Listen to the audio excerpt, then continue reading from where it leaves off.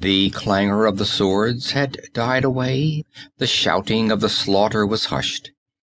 Silence lay on the red-stained snow. The pale, bleak sun that glittered so blindingly from the ice fields and the snow-covered plains struck sheens of silver from rent corselet and broken blade, where the dead lay in heaps. The nerveless hand yet gripped the broken hilt. Helmeted heads, back-drawn in their death throes, tilted red beards and golden beards grimly upward, as if in last invocation to Ymir, the frost giant.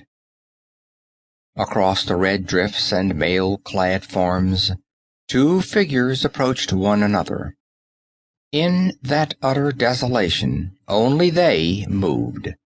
The frosty sky was over them, the white, illimitable plain around them, the dead men at their feet. Slowly through the corpses they came, as ghosts might come to a tryst through the shambles of a world.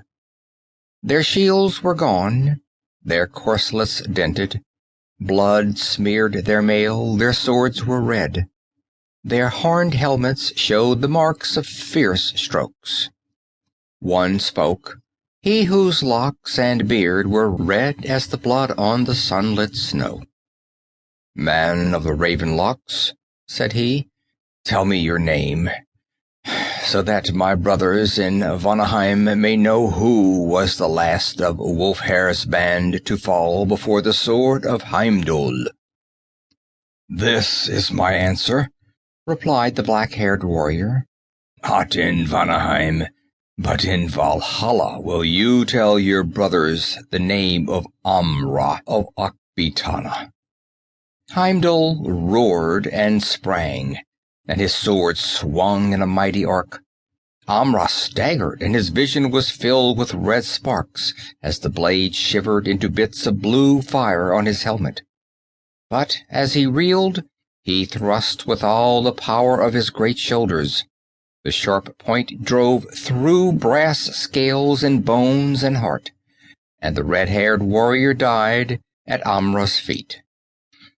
Amra stood swaying, trailing his sword, a sudden sick weariness assailing him. The glare of the sun on the snow cut his eyes like a knife, and the sky seemed shrunken and strangely far.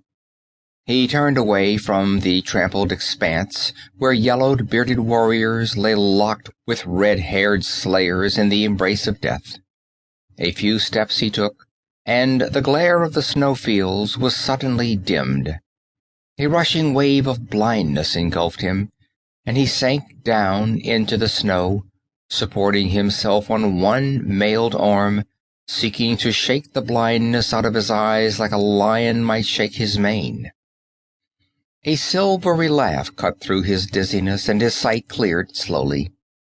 There was a strangeness about all the landscape that he could not place or define, an unfamiliar tinge to earth and sky, but he did not think long of this. Before him, swaying like a sapling in the wind, stood a woman. Her body was like ivory, and save for a veil of gossamer, she was naked as the day. Her slender bare feet were whiter than the snow they spurned. She laughed, and her laughter was sweeter than the rippling of silvery fountains, and poisonous with cruel mockery.